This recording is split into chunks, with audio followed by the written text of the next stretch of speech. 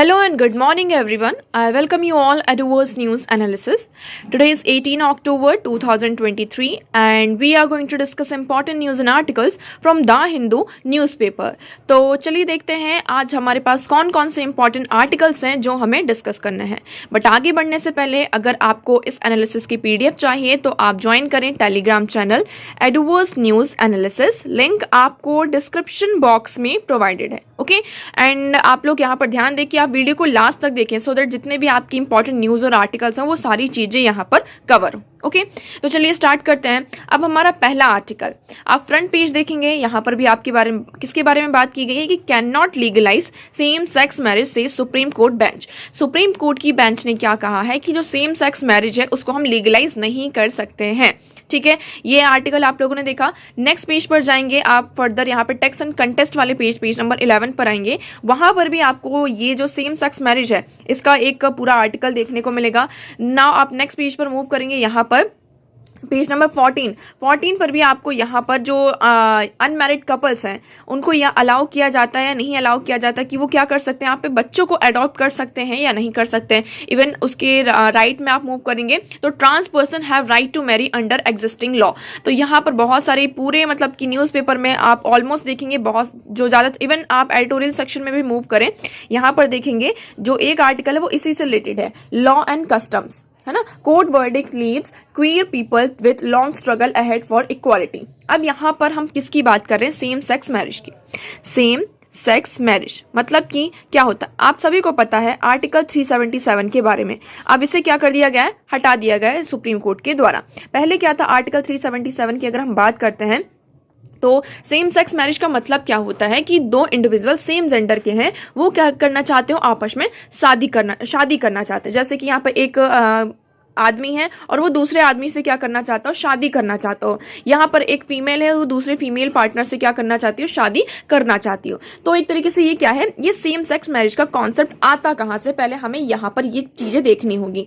अगर हम टाइमलाइन की बात करते हैं 2001 में क्या होता है, एक फाउंडेशन होता है नास फाउंडेशन करके, वो PIL फाइल करते हैं दिल्ली हाई कोर्ट में, चैलेंज करते हैं किसकी, सेक्शन 377 की कॉन्स्टिट्यूशनलिटी पर कि क्या ये कॉन्स्टिट्यूशनली वैलिड है या नहीं है. ओके उसके बाद क्या होता है कि 2009 में जो दिल्ली हाई कोर्ट होता है डिक्लेयर करता है कि जो आपका IPC का सेक्शन 377 है वो अनकॉन्स्टिट्यूशनल है एंड डिक्रिमिनलाइज होमोसेक्सुअलिटी. तो आर्टिकल जो हमारा सेक्शन 377 था वो क्या करता था, होमोसेक्सुअलिटी को यहाँ पर क्रिमिनलाइज करता था पहले. लेकिन फिर दिल्ली हाई कोर्ट ने 2009 में ये डिक्लेयर किया कि ये जो आपका सेक्शन 377 है वो कैसा है, अनकॉन्स्टिट्यूशनल है और उसको डिक्रिमिनलाइज किया गया. इसका मतलब क्या होता है, पहले क्या होता था इस डिस्क्रिमिनलाइजेशन से पहले अगर कोई फीमेल किसी फीमेल के साथ यहाँ पर कपल बनकर रहना चाहती हो और ये बात किसी को पता चल गई हो तो उसे पुलिस क्या करती थी, अरेस्ट कर लेती थी और उसे एक क्रिमिनल ऑफेंस माना जाता था. अगर मेल है वो किसी मेल के साथ यहाँ पर कपल होता है,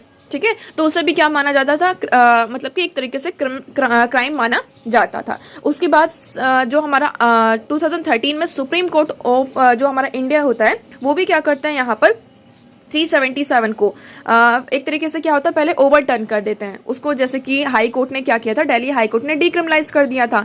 लेकिन 2013 में सुप्रीम कोर्ट ऑफ इंडिया ने हाई कोर्ट के इस डिसीजन को ओवरटर्न किया ना. लेकिन फिर आपका 2018 में ये आप लोगों को याद रखना है, ये इंपॉर्टेंट केस है, Supreme Court's constitution bench Navtej Singh Johar versus Union of India judgment overturn the previous decision and decriminalize homosexuality once again. यहाँ पर फिर 2018 में आपका कौन सा केस आता है, नवतीर Singh Johar versus supreme Court of मतलब कि यूनियन ऑफ इंडिया. इस जजमेंट में सुप्रीम कोर्ट क्या करती है, उनका जो प्रीवियस डिसीजन होता है 2013 का उसको ओवरटर्न करते हैं और होमोसेक्सुअलिटी को फिर से एक बार क्या करते हैं, डिक्रिमिनलाइज करते हैं. मतलब कि अब यहाँ पर जो होमोसेक्सुअलिटी है वो पूरी तरीके से कैसा हो चुका है, डिक्रिमिनलाइज हो गया. ठीक है, अभी 2013 में क्या हुआ है, सुप्रीम कोर्ट ने रूल किया है 3:2 के वर्डिक्ट्स में, मतलब यहाँ पे अगेंस्ट में गए हैं सेम सेक्स मैरिज के. अब देखिए सेम सेक्स मैरिज का कॉन्सेप्ट कैसे आता है. यहाँ पर ये कहा गया कि आप लोगों ने क्या किया, 377 को डिक्रिमिनलाइज कर दिया, ठीक है, लेकिन अब हम क्या करना चाहते हैं, हम शादी करना चाहते हैं. क्या करना चाहते हैं, यहाँ पर एक दूसरे के साथ शादी करना चाहते हैं। जब ऐसे कपल यहाँ पर शादी करने के लिए गए तो आप लोगों को पता है कि हमारे इंडिया में एक एक्ट है जिसे हम कहते हैं स्पेशल मैरिज एक्ट 1954 का। ये आपका एक्ट है जिसके अंडर हमने जब प्रोविजंस देखे, कुछ चीजें देखी, जैसे कि जब उस फॉर्म को फिल करने गए तो उस फॉर्म में क्या था, आपका ब्राइड लिखा था एक साइड और दूसरी साइड यहाँ पे ग्रूम लिखा था, बॉय लिखा था, यहाँ पर गर्ल लिखा था, इस तरीके की चीजें थी। अब मान लीजिए यहाँ पर जो LGBTQIA+ कम्युनिटी के मेंबर यहाँ पर जाते हैं तो वो दोनों या तो बॉय हैं या फीमेल हैं, बॉय हैं, इस तरीके की प्रॉब्लम्स आ रही थी थोड़ा। तो उन्होंने इसके अगेंस्ट में पिटीशन फाइल की गई। अब पिटीशन क्या फाइल की गई, उन्होंने इस एक्ट को चैलेंज नहीं किया, उन्होंने सिर्फ इतना कहा अपने PIL में, अपने पिटीशन में लोगों ने कि ये जो वर्ड्स यूज किए जा रहे हैं ग्रूम, ब्राइड, इसको आप क्या कर दीजिए, जेंडर न्यूट्रल कर दीजिए।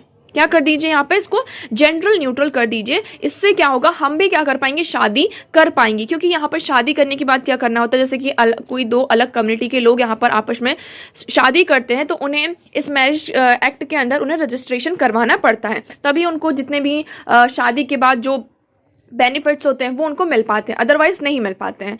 तो PIL आपको याद रखना है किसके अगेंस्ट में कैसे फाइल की गई थी कि ये जो स्पेशल मैरिज एक्ट है उसे आप क्या करिए, यहाँ पर जेंडर न्यूट्रल बना दीजिए। ये सुप्रीम कोर्ट में जाता है मामला पूरा, ठीक है, पूरा यहाँ पे डिबेट चलता है, सारी चीज़ें होती हैं कि हमें क्या करना चाहिए, क्या सेम सेक्स जो आपका मैरिज है उसको लीगलाइज करना चाहिए या नहीं करना चाहिए, ये सारी चीज़ें होती हैं। फिर यहाँ पे स्टेट्स के कुछ ओपिनियंस होते हैं, आप लोगों ने देखा था, कुछ स्टेट्स इसको एक्सेप्ट करते हैं, कुछ लोग इसे रिफ्यूज करते हैं।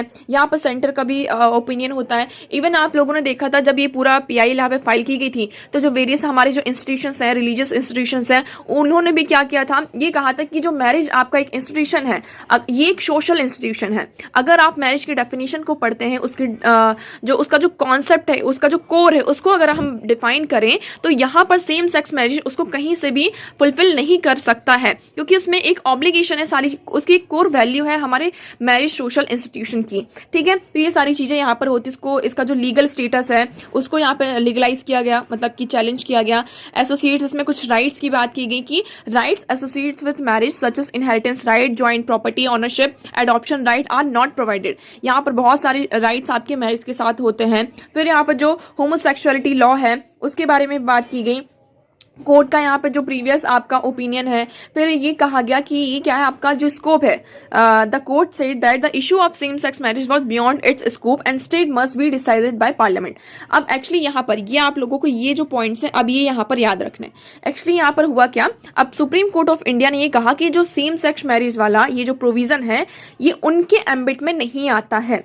पहले तो यहाँ पर जो सेंट्रल गवर्नमेंट थी वो भी यहाँ पे बहुत ज़्यादा आप एक कह सकते हैं रूड, उनका जो अप्रोच था वो बहुत ज़्यादा ऑर्थोडॉक्स था कि सेम सेक्स मैरिज को क्या करना चाहिए, लीगलाइज नहीं करना चाहिए, उन्हें इस तरीके की चीज़ें नहीं करना चाहिए। अगर आप एक बार ऐसे कर देंगे तो ये फर्दर ये जो चीज़ें हैं वो आगे बढ़ती जाएंगी, ठीक है। लेकिन अब जो है हमारी जो पार्लियामेंट है उन्होंने थोड़ा, जो सेंट्रल गवर्नमेंट है उन्होंने अपना अप्रोच थोड़ा सा चेंज किया। उन्होंने ये कहा कि ठीक है, हम उनके जो राइट्स हैं, सारी चीज़ें हैं उसको हम ध्यान में रखेंगे और इनका जो ये सेम सेक्स मैरिज वाली ये सारी जो चीजें हैं उसके लिए एक कमेटी बनाई जाएगी और उनके राइट्स को, इन सारी चीजों को ध्यान में रखा जाएगा।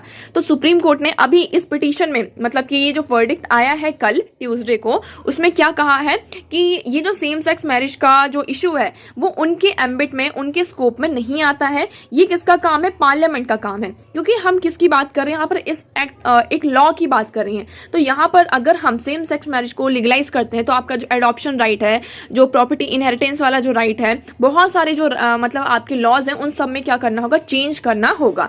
तो ये जो सारी चीजें हैं किसके ऊपर, किसके द्वारा डिसाइड करनी चाहिए, पार्लियामेंट के द्वारा डिसाइड करनी चाहिए, ठीक है। Protecting homosexual couples, the court direct that relationship between queer couples should not be ignored और discriminate against by the state. और यहाँ पर उन्होंने, सुप्रीम कोर्ट ने ये भी कहा, डायरेक्ट दिया कि जो क्वीर कपल्स के बीच में रिलेशनशिप है उसे हमें इग्नोर नहीं करना चाहिए और वो स्टेट के द्वारा डिस्क्रिमिनेट नहीं होंगे। डेफिनेशन ऑफ मैरिज की यहाँ पे जैसे बात की गई कि the court has also opinion that it is incorrect to categorise marriage as an stagnant and unchanging institution.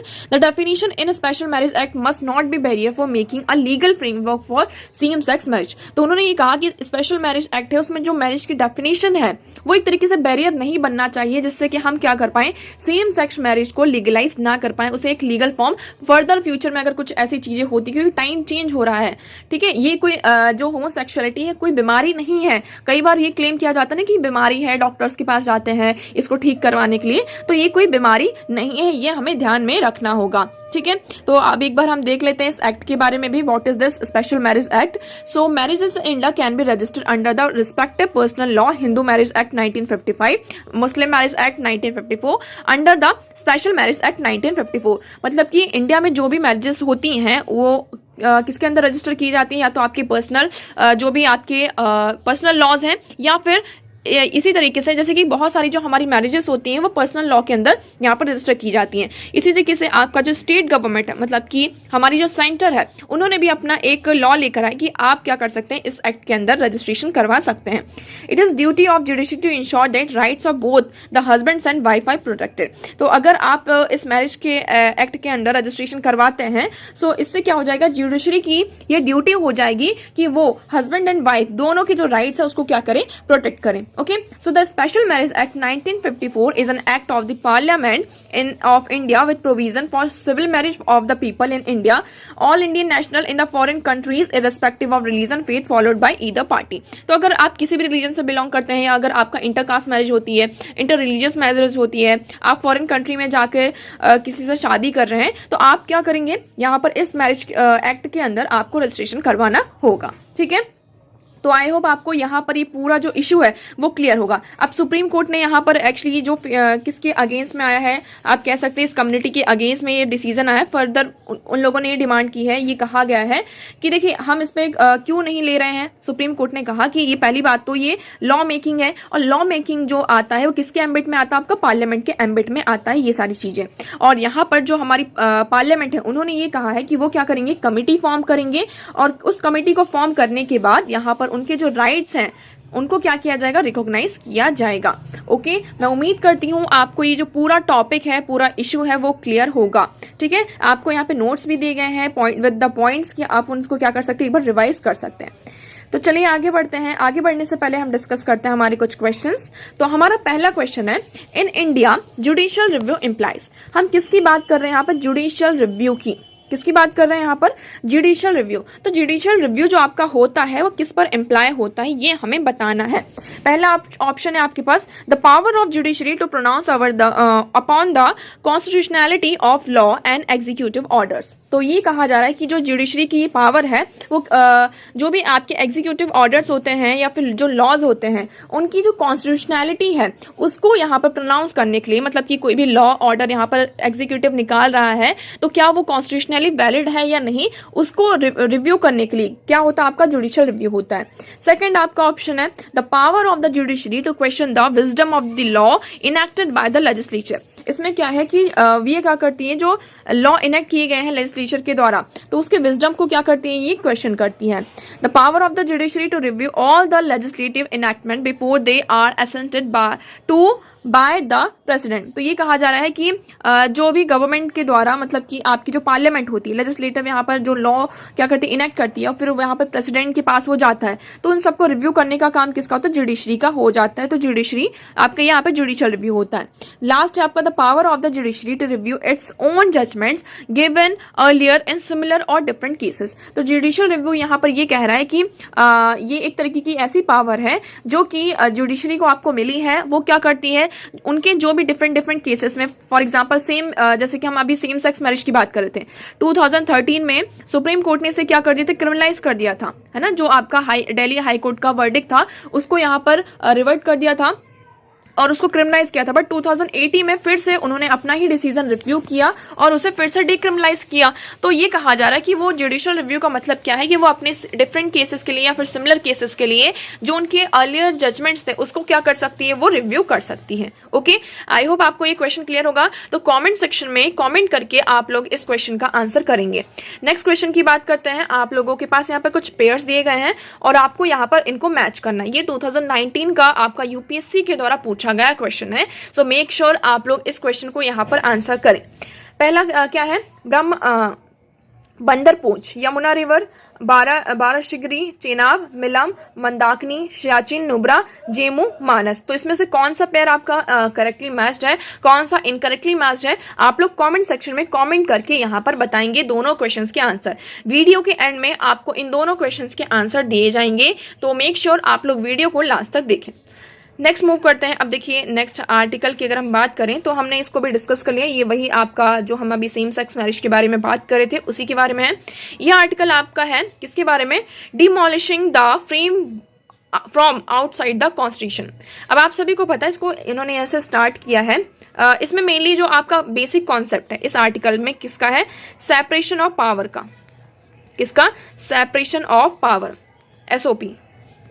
Separation of power का मतलब क्या होता है कि आपके जो कॉन्स्टिट्यूशन के 3 पिलर है, एग्जीक्यूटिव, लेजिस्लेचर और जुडिशरी, ये आपस में क्या है, सेपरेट है, एक दूसरे के एम्बिट में क्या करते हैं, वो इंटरफेयर नहीं करते हैं। जैसे कि जुडिशरी का काम यहाँ पर लॉ बनाना नहीं है, उसी तरीके से लेजिस्लेचर का काम यहाँ पर जो जुडिशियल रिव्यू है ये सारी चीजों का नहीं है, एग्जीक्यूटिव का काम यहाँ पर अलग है। तो ये आपका हो जाता है क्या, सेपरेशन ऑफ पावर। अब यहाँ पर आप सभी को पता है जो न्यूज क्लिक के फाउंडर थे उनको जो आपकी दिल्ली पुलिस होती है वो अरेस्ट करती है। क्यों अरेस्ट करती है और किस एक्ट के अंदर यहाँ पर अरेस्ट करती है, अनलॉफुल एक्टिविटी प्रिवेंशन एक्ट जो आपका 1967 में आता है, उस एक्ट के अंदर यहाँ पर न्यूज क्लिक के फाउंडर को अरेस्ट किया जाता है।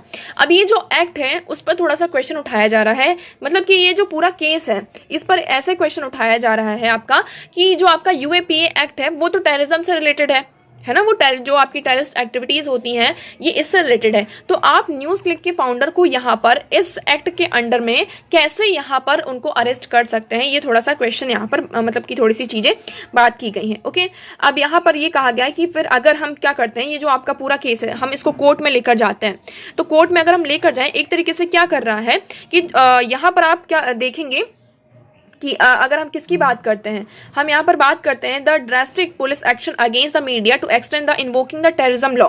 यहाँ पर पुलिस क्या कर रही है, जो मीडिया है उनको जो टेररिज्म का लॉ है उसके जर्नलिस्ट के अगेंस्ट में उनको यूज किया जा रहा है। आई होप आपको ये चीज यहाँ पर क्लियर हो रही होगी। ये अगर पॉइंट आपको क्लियर हो गया तो ये पूरा आर्टिकल आप लोग समझिए, आपको पूरा तरीके से क्लियर हो जाएगा कि यहाँ पर जो टेररिज्म के लॉ है उसको क्या किया जा रहा है, उनको इन्वोक किया जा रहा है अगेंस्ट द जर्नलिस्ट। जो भी आपके जर्नलिस्ट हैं उनके अगेंस्ट में जितने भी आपके टेररिज्म वाले लॉ हैं उनको इन्वोक किया जा रहा है। उस तो एक तरीके से ये क्या कर रहा है, जो भी आपके जर्नलिस्ट हैं वो क्या कर रहा है, उनके जो फ्रीडम ऑफ स्पीच और एक्सप्रेशन है उसको इरोज कर रहा है, उसको वॉलेट कर रहा है। अब यही चीज को लेकर जो हमारा ये फ्रीडम ऑफ स्पीच और एक्सप्रेशन क्या है, आपका फंडामेंटल राइट है। अब इस फंडामेंटल राइट का क्या हो रहा है, यहाँ पर वॉल्यूशन हो रहा है। अगर ये लोग कहा जाते हैं आपके सुप्रीम कोर्ट के पास जा सकते हैं। आप सभी को पता है आपका जो आर्टिकल 32 यहाँ पर क्या बात करता है कि अगर आपके फंडामेंटल राइट का क्या होता है, वॉल्यूशन होता है, ब्रीच होता है, so you can directly move to the Supreme Court of the India. Okay, आप सभी को ये इतना यहाँ पर आई होप पता होगा। तो ये क्या कर सकते हैं, सुप्रीम कोर्ट ऑफ इंडिया के पास जा सकते हैं। अगर ये सुप्रीम कोर्ट ऑफ इंडिया के पास जाते हैं तो यहाँ पर सुप्रीम कोर्ट ऑफ इंडिया क्या कर सकती है, आपका जो यूएपीए एक्ट है उसको यहाँ पर क्या करेगी, उस पर जांच पड़ताल करेगी, है ना, उस पर इन्वेस्टिगेशन होगी, सारी चीजें होंगी कि आपने इस एक्ट के अंदर यहाँ पर जो आपके जर्नलिस्ट हैं उनका जो freedom of speech and expression है उसको कैसे इरोज किया। तो ये यहाँ पर क्वेश्चन आता है। फिर ये भी एक क्वेश्चन आता है कि जो कोर्ट का एक तरीके से आज के टाइम पर हम रोल देख रहे हैं तो वो क्या हो रहा है, कुछ टाइम से थोड़ा सा हमें चेंज होता हुआ नजर आ रहा है। कैसे नजर आ रहा है चेंज होता हुआ, जैसे कि आप सभी को पता है यहाँ पर बेसिक स्ट्रक्चर का जो कॉन्सेप्ट है, तो देखिए ये तो पूरा यहाँ पे डॉक्ट्राइन की बात की गई कि हमारी कॉन्स्टिट्यूशन की जो आइडेंटिटी है वो क्या है, एक डेमोक्रेटिक, लिबरल, ट्रांसफॉर्मेटिव। हमारा जो कॉन्स्टिट्यूशन है वो कैसा है, एक ट्रांसफॉर्मेटिव डॉक्यूमेंट है, मतलब कि डेमोक्रेटिक है, लिबरल है और ट्रांसफॉर्मेटिव। जो टाइम के साथ साथ क्या होता रहता है, चेंज होता रहता है। तो अगर हम बात करते हैं फॉर द सेंचुरीज, ये जो हमारा लीगल स्कॉलर्स हैं, जितने भी लीगल स्कॉलर्स हैं, जो डेमोक्रेसी का एक आइडिया है उसको उन्होंने क्या करके रखा है, पकड़ के रखा। इवन हमारा जो कोर्ट है वो भी क्या करता है, इस डेमोक्रेसी के आइडिया को क्या करके रखता है, पकड़ के रखता है। और ये कहता है कि ये हमारे बेसिक स्ट्रक्चर का क्या है, पार्ट है। अभी बेसिक स्ट्रक्चर क्या है, क्या ये हमारे कॉन्स्टिट्यूशन में आपका मेंशन है कि हाँ बेसिक स्ट्रक्चर जैसी कोई चीज है? नहीं, ऐसा कुछ भी नहीं है। सुप्रीम कोर्ट ने क्या किया है, अपनी ही एक जजमेंट में ये बेसिक स्ट्रक्चर का वो डॉक्ट्राइन लेकर आए हैं। आप लोग कमेंट सेक्शन में कमेंट करके बताएंगे कि किस केस के बाद आपका ये बेसिक, मतलब किस केस में सुप्रीम कोर्ट ने ये बेसिक स्ट्रक्चर का डॉक्ट्राइन यहां पर दिया था।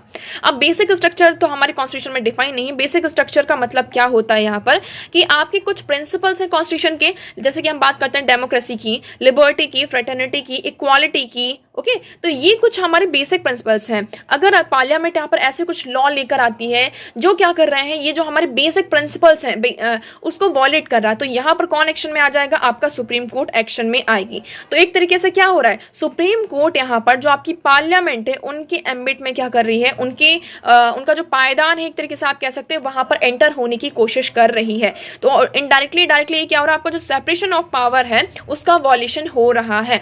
इतना आपको यहाँ पर क्लियर हुआ। सो ये आर्टिकल बस इतना ही है, आपको इतना ज्यादा इन्वॉल्व होने की जरूरत नहीं है। Supreme court today clearly include those strike down law and constitutional amendment. कई बार आप लोगों ने देखा होगा कि सुप्रीम कोर्ट ने बहुत सारे जो लॉज हैं उसको स्ट्रक डाउन किया है, बहुत सारे जो आपके कॉन्स्टिट्यूशनल अमेंडमेंट्स हैं उनको भी क्या किया है, आपका स्ट्रक डाउन किया है। ये कहते हुए क्या कहते हुए, implies restriction on parliament in amending the constitution through the basic structure doctrine, कि ये क्या कर रहा है, आपका जो बेसिक स्ट्रक्चर का डॉक्ट्राइन है उसको यहाँ पर वॉलेट कर रहा है। आई होप आपको ये क्लियर होगा आर्टिकल अब, ठीक है। सो ये अब देखिए बहुत सारा आप लोगों को अगर याद हो, जो हमारे यहाँ पर वाइस प्रेसिडेंट ऑफ इंडिया है उन्होंने भी यहाँ पर जो बेसिक स्ट्रक्चर का डॉक्ट्राइन है उस पर क्वेश्चन उठाया कि बेसिक स्ट्रक्चर का ये जो डॉक्ट्राइन है सुप्रीम कोर्ट खुद ही लेकर आई और इस तरीके से वो क्या करना चाहती, खुद ही लॉ मेकर बनना चाह रही है एक तरीके से, है ना। तो इसे हमें ये जो बेसिक स्ट्रक्चर का डॉक्ट्राइन है ये हमारे कॉन्स्टिट्यूशन में डिफाइन नहीं है, तो क्या इसे हमें चेंज करना चाहिए या नहीं करना चाहिए। तो ये थोड़ा सा आपका जो जुडिशरी हम अभी देख ही रहे हैं, जुडिशरी वर्सेस जो एग्जीक्यूटिव है और लेजिस्लेटिव जो लेजिस्लेचर है इनके बीच में ये जो एक तरीके से दरार है, जो चीजें हैं वो और ज्यादा बढ़ती हुई नजर आ रही है। ठीक है, इतना क्लियर हुआ। चलिए आगे बढ़ते हैं नेक्स्ट आर्टिकल की तरफ। सो हमारा नेक्स्ट आर्टिकल है centralised procurement as a powerful health idea. अब इस आर्टिकल का आप जो टाइटल है आप उसको एक बार फिर से रीड करें, आपको ये पूरा आर्टिकल यहाँ पर समझ में आ जाएगा। क्या कह रहा है, सेंट्रलाइज्ड प्रोक्योरमेंट। सेंट्रलाइज्ड प्रोक्योरमेंट का मतलब क्या होता है कि गवर्नमेंट क्या करे, सेंट्रलाइज मतलब सेंटर आपकी आ गई, प्रोक्योरमेंट मतलब कि चीजों को क्या करना, प्रोक्योर करना, एक साथ लेकर आना as a powerful health idea. अब हेल्थ की बात की जा रही तो ऑब्वियसली यहाँ पर हम किसकी बात करेंगे, ड्रग्स की बात करेंगे। किसकी, जो आपके ड्रग्स होते हैं, मेडिसिन होती हैं, तो सेंट्रल गवर्नमेंट क्या कर सकती है, उसको सेंट्रलाइज प्रोक्योरमेंट कर सकती है। इसका मतलब ये होते हैं जैसे कि आपकी वेरियस स्कीम्स होती हैं, like central government health scheme हो गई, प्रधानमंत्री जन आरोग्य योजना हो गया, आपका एम्प्लॉयज स्टेट इंश्योरेंस स्कीम हो गई, वेरियस आपकी जो योजनाएं और स्कीम्स गवर्नमेंट के द्वारा यहाँ पर चलाई जाती हैं, तो उसमें गवर्नमेंट को क्या करना पड़ता है, हर स्कीम के अंडर अलग अलग यहाँ पे जो आपकी मेडिसिन और ड्रग्स होता है उसको प्रोक्योरमेंट करना होता है। तो इस आर्टिकल में अगर आप पूरा इसका समरी देखें तो ये कहता है कि गवर्नमेंट क्या कर सकती है, जितने भी आपकी स्कीम्स हैं, आपकी जो योजनाएं हैं, तो यहाँ पर गवर्नमेंट को ड्रग्स का प्रोक्योरमेंट करना ही पड़ता है, लेकिन वो क्या करती है, अलग अलग स्कीम के अंदर अलग अलग प्रोक्योरमेंट करती हैं। इससे क्या होता है, खर्चा भी बढ़ता है। अगर ये प्रोक्योरमेंट एक साथ किया जाए, क्या किया जाए, एक साथ किया जाए, तो आपका खर्चा भी कम होगा और इससे आपकी क्या होगी, जो नेगोशिएशन पावर है वो भी कम होगी। इसके साथ साथ हमने बात की कि आपका जो सेंट्रल गवर्नमेंट है उसका जो खर्चा है ना, जो एक्सपेंडिचर है वो भी यहाँ पर कम होगा। दूसरे यहाँ पे जो नेगोशिएशन पावर है वो यहाँ पर इंक्रीज होगी। नेक्स्ट इसमें हम बात करेंगे जो आपके जो लोग हैं उनको यहाँ पर जो मेडिसिन है वो, उनका जो ड्रग का प्राइस है वो कम प्राइस में मिलेगा, तो इससे क्या होगा, जो आउट ऑफ पॉकेट एक्सपेंडिचर है वो भी लोगों को क्या होगा, कम होगा। अब इसमें एक एग्जाम्पल दिया गया है किसके बारे में, कि जैसे national cancer grid pool procurement initiative India, वो क्या, उन्होंने एक पेपर, रिसेंट पेपर में ये कहा, उनका एक आइडिया है कि उन्होंने क्या किया, जो आपका नेशनल कैंसर ग्रिड है उन्होंने 40 के 40 ड्रग्स क्या कर लिए, उनको एक साथ प्रोक्योर कर लिया, तो इससे क्या हुआ, उनको 13.2 बिलियन रुपीस का क्या हुआ, उन्होंने सेविंग की। तो इस तरीके से वो जो प्रोक्योरमेंट जब हम करते हैं तो इसमें हमारा जो रेंजिंग होती, सेविंग्स होती है वो बहुत ज्यादा हद तक हो जाती है। तो इस चीज को हमें समझना होगा और ये एक तरीके से फाइनल ये कहा जाता है कि ये आपका क्या होगा, कॉस्ट सेविंग होगा। बायर्स जो हैं वो भी क्या कर सकते हैं, उनके लिए क्वालिटी भी इंश्योर कर सकते हैं और जो सप्लाई है आपकी उसको भी रेगुलेट कर सकते हैं। ओके, इतना क्लियर होगा। तो इस आर्टिकल में इतना ही है, ज्यादा आपको इन्वॉल्व होने की जरूरत नहीं है, सिर्फ आपको पता होना चाहिए। नेक्स्ट हम मूव करते हैं। अब हमारा नेक्स्ट आर्टिकल है how synergistic barriers are affecting progress on SDGs. आपका सिनर्जिस्टिक का मतलब क्या होता है, अगर आप इस वर्ड का मीनिंग आपको पता होगा तो ये आर्टिकल आपको पूरा क्लियर हो जाएगा। सिनर्जिस्टिक का मतलब एक तरीके से ये होता है कि दो ऑर्गेनाइजेशन या दो इंस्टीट्यूशन आपस में आकर क्या कर रहे हो, काम कर रहे हो फॉर अचीव वन गोल, एक गोल को अचीव करने के लिए एक साथ क्या कर रहे हो, काम कर रहे हो। तो ये कहा जा रहा है कि ये जो सिनर्जिस्टिक बैरियर्स हैं वो क्या कर रहे हैं, हमारा जो एसडीजी का टारगेट है जो हमें 2030 तक क्या करना है, अचीव करना है, उसमें एक तरीके से बैरियर बन रहा है। बैरियर मतलब कि हर्डल बनता जा रहा है। पहले तो आपको यहाँ पर जितने आपके SDG गोल्स होते हैं वो आपको याद होने चाहिए बाय हार्ट। ठीक है, हमने कई बार इसको डिस्कस किया है, एक बार हम फिर से कर लेते हैं, आपका रिवीजन ही होगा। यहाँ पर पहला है आपके टोटल 17 गोल्स हैं और इन 17 गोल से अलाइन यहाँ पर आपके टोटल 169 टारगेट्स हैं। ये आप लोगों को बहुत ही अच्छे तरीके से पता है। और ये हमारा यहाँ पर टारगेट है कि हमें क्या करना है, ये जो आपके 17 गोल्स हैं वो क्या कर सकते हैं, ये हमारे पूरे वर्ल्ड को ट्रांसफॉर्म कर सकते हैं अगर हर एक कंट्री इन टारगेट्स को, इन गोल्स को क्या कर ले, अचीव कर ले। तो पहला क्या है, no poverty, zero hunger, good health and wellbeing, quality education, gender equality, clean water and sanitation, affordable and clean energy, decent work and economic growth, industry, innovation and infrastructure, reduce inequalities, okay, sustainable cities and communities, responsible consumption and production, climate action, life below water, life on land, peace, justice, strong institution, participate for the goals, okay, partnership for the goals। अब इस article में ये कहा जा रहा है कि lamenting a lack of progress on various sustainable development goals, world leader at the SDG summit once again reaffirmed that their shared commitment to eradicate poverty and hungers। अब यहाँ पर क्या हुआ है, आपकी एक समिट हुई है, इस समिट का नाम क्या है आपका, वर्ल्ड लीडर। यहाँ पर जो आपके सस्टेनेबल डेवलपमेंट गोल्स हैं इसके लिए यहाँ पर समिट की गई और इसमें ये कहा जा रहा है कि अभी तक जितने भी हमारे 169 टारगेट्स हैं उसमें से हमने सिर्फ 15% को अचीव किया है। और हमारा टारगेट क्या है कि हमें 2030 तक क्या करना है, सारे टारगेट्स को अचीव करना है। लेकिन सबसे ज़्यादा प्रॉब्लम कहाँ आ रही है, डेवलपिंग कंट्रीज के साथ आ रही है। क्यों? क्योंकि आपका जो हम क्लीन एनर्जी की बात करते हैं तो सबसे बड़ा इसमें जो प्रॉब्लम आ जाता है फाइनेंस का आ जाता है ना। डेवलपिंग कंट्रीज के पास यहाँ पर इतना पैसा नहीं है कि वो क्या कर सके, डायरेक्टली यहाँ पर फ्यूल जो आप फॉसिल फ्यूल से उसको यूज कम करके वो क्लीन एनर्जी की तरफ, जो आपके रिन्यूएबल एनर्जी रिसोर्सेज हैं उनकी तरफ मूव करें। तो ये सारी चीजें थोड़ी सी इसमें बात की गई है, डिस्कस की गई हैं। हमारा जो 2030 का कमिटमेंट है, एजेंडा है, इसमें हमें क्या करना होगा, नेशंस को यहाँ पे इंस्पायर करना होगा कि वो क्या करें, हर एक नेशन को यहाँ पर एक डायरेक्ट लेकर आना होगा जिससे वो क्या कर सके, ट्रांजिशन को कर सकें। अब ये जो एनर्जी का ट्रांजिशन है उसे हम अकेले तो नहीं कर सकते हैं, तो हमें क्या करना होगा, हम एक कंट्री के साथ दूसरे कंट्री को यहाँ पर लिंक कर सकते हैं, वो एक साथ आकर क्या करें, यहाँ पर इन टारगेट्स को अचीव करें। ओके, आई होप आपको ये क्लियर होगा। So policy making process are generally robust with a clear view of synergistic outcome, especially when multi stake holder approach to policy making are practice. तो यहाँ पर हम क्या कर सकते हैं, मल्टी स्टेक होल्डर अप्रोच को लेकर आ सकते हैं हमारी पॉलिसी मेकिंग में, जिससे कि हम क्या कर सकते हैं, जल्द ही जल्द जो हमारी ये डेवलपमेंट गोल्स हैं उनको, सस्टेनेबल डेवलपमेंट गोल्स हैं उनको अचीव कर सकें। ओके, इतना क्लियर हुआ। नेक्स्ट मूव करते हैं। अब हमारा नेक्स्ट आर्टिकल है, strengthen human rated rocket is ready for Gaganyaan. अब आप सभी को पता है आप गगनयान मिशन है, इससे पहले आपका चंद्रयान 3 मिशन था। तो ये कहा जा रहा है कि बहुत सारी जो टेक्नोलॉजी है हम क्या करते हैं, रशिया, यूरोप और USA से यहाँ पर लेकर आते हैं। हाँ, बट हमने अभी ये देखा कि सिर्फ इसमें से हमें यहाँ पर कुछ ही टेक्नोलॉजी मिली है, बट स्टिल हमने क्या किया है, जो हमारा गगनयान है उसके लिए ह्यूमन रेटेड रॉकेट को तैयार कर दिया गया है। ओके, अभी आपका यहाँ पर गगनयान मिशन होने वाला है। इवन आप नेक्स्ट आर्टिकल यहाँ पर पढ़ेंगे तो Modi direct ISRO to land man on moon by 2040 work towards the interplanetary mission. तो यहाँ पर जो हमारे प्राइम मिनिस्टर नरेंद्र मोदी जी हैं उन्होंने इसरो को डायरेक्ट किया है कि हमें 2040 तक मून में क्या करना है, मैन को लैंड करना है, मतलब कि आदमी को मून तक लेकर जाना है। और वो किसके द्वारा होना चाहिए, इसरो के द्वारा होना चाहिए। तो अब देखते हैं इसमें फर्दर क्या अपडेट्स मिलती हैं, क्या चीज़ें होती हैं, इसको फर्दर हम फिर डिस्कस करेंगे। ओके, आई होप इतना आपको क्लियर होगा।